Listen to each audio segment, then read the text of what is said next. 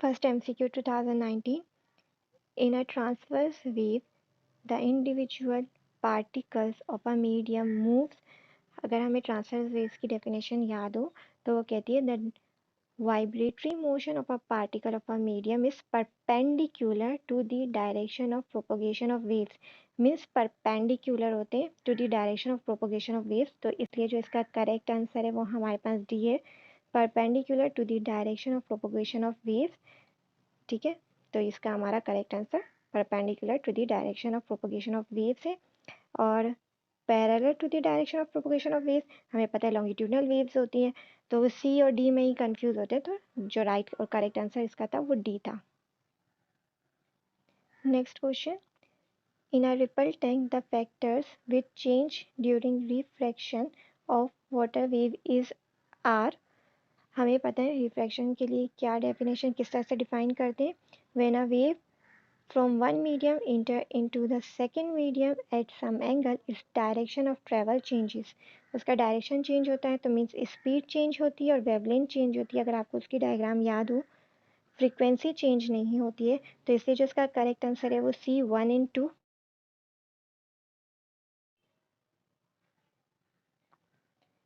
If the particle of medium move back and forth along the direction of propagation, इसके highlighting points है along the direction of propagation of a wave, then this type of wave is known as, हमें पता है longitudinal waves। क्यों? क्योंकि longitudinal waves की definition क्या है, in a longitudinal waves the particle of the medium move back and forth along the direction of propagation of wave, तो इसलिए इसका करेक्ट आंसर जो था हमारे पास ट्रांसवर्स वेव्स के अंदर आपको पता है परपेंडिकुलर होता है और अलोंग लॉन्गिट्यूडनल वेव्स में होता है, तो इसलिए इसका करेक्ट आंसर सी है हमारे पास। If a mechanical wave moves from a lighter to a denser medium then which of the following factor will change during refraction.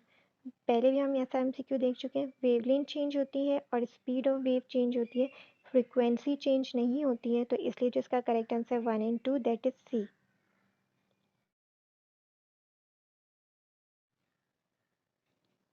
Which of the following depicts the appropriate change in wavelength and speed of water waves when they pass from deep to shallow water?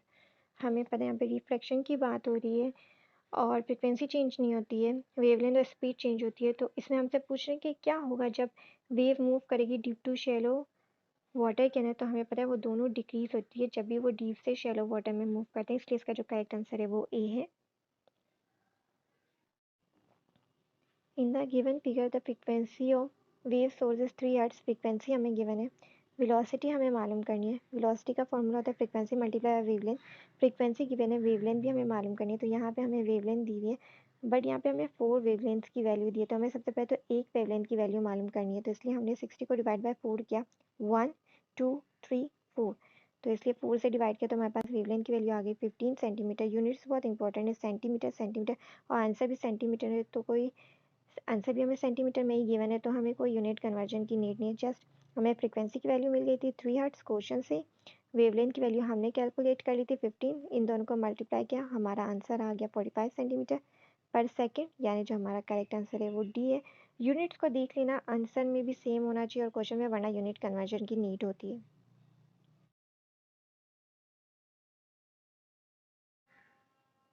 If the frequency of a wave is double then the time period of the wave will be, कहने कि अगर frequency जो है वो double हो जाती है, 2f हो जाता है, f2f हो जाता है, तो टाइम पीरियड क्या हो जाएगा, तो टाइम पीरियड हमें नज़र आ रहा है वो हाफ हो जाएगा। अगर जैसे यहाँ पे 1 होता है तो 1 को 1 से डिवाइड करते तो 1 होता, और डबल हो गई तो 2 से 1 को अगर 2 से डिवाइड करूँगी तो हाफ हो जाएगा, मीन्स टाइम पीरियड जो है हमारे पास डिक्रीज टू हाफ, यानी इसका जो करेक्ट आंसर है वो हमारे पास है B.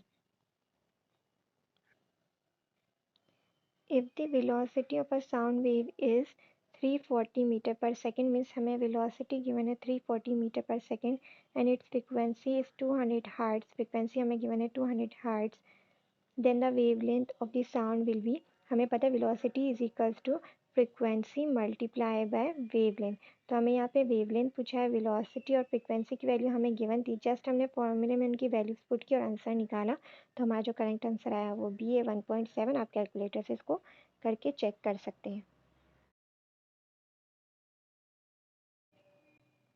what sorry which of the following will happen when a water waves enter the shallow part of the ripple tank? तो हमें पता है जब शैलो पार्ट में वाटर वेव्स इंटर होती है तो उसकी स्पीड भी डिक्रीज होती है, वेवलेंथ भी डिक्रीज होती है, फ्रीक्वेंसी चेंज नहीं होती, तो इसलिए जो इसका करेक्ट आंसर है decrease of speed, decrease of wavelength. Next question है, all of the following means are use to transfer energy from one place to another except means सारे जो तरीके हैं या सारे जो नीचे ऑप्शंस हैं वो एनर्जी ट्रांसफ़र के लिए यूज़ होते हैं, एक्सेप्ट मैटर भी यूज़ होता है, इलेक्ट्रोमैग्नेटिक वेव्स भी यूज़ होती है, मैकेनिकल वेव्स भी यूज़ होती है। जो खाली नहीं यूज़ होता एनर्जी ट्रांसफ़र के लिए वो है चार्ज। तो हमारा इसलिए जो यहाँ पे करेक्ट आंसर है वो बी है।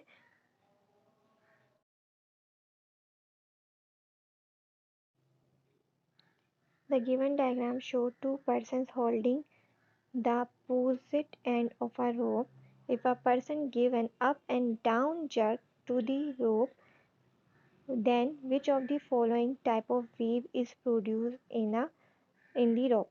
तो हमें पता है इसका आंसर ट्रांसवर्स वेव है क्योंकि अप एंड डाउन जर्क हमने दिया है। Next question, if a pendulum make 22 complete cycles of a vibration in 11 seconds, then its frequency will be simple. हम कंप्लीट साइकिल्स ऑफ वाइब्रेशन को डिवाइड कर देंगे time से तो हमें इसका आंसर मिल जाएगा, दैट इज बी। बी हमारा इसका करेक्ट आंसर, सॉरी सी हमारा इसका करेक्ट आंसर है, बी नहीं है, गलती से मेरे मुंह से निकल गया, सॉरी। सी हमारा करेक्ट आंसर है, that is 2 hertz.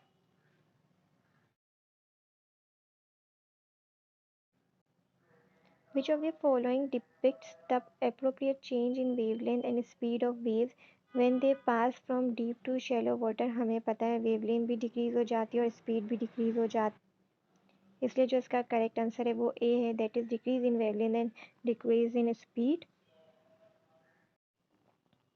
In the given figure the frequency of wave source is 3 hertz. Frequency हमें गिवन है, वेलोसिटी हमें मालूम करनी है, वेलोसिटी का फॉर्मूला होता है फ्रीक्वेंसी मल्टीप्लाई वेवलेंथ।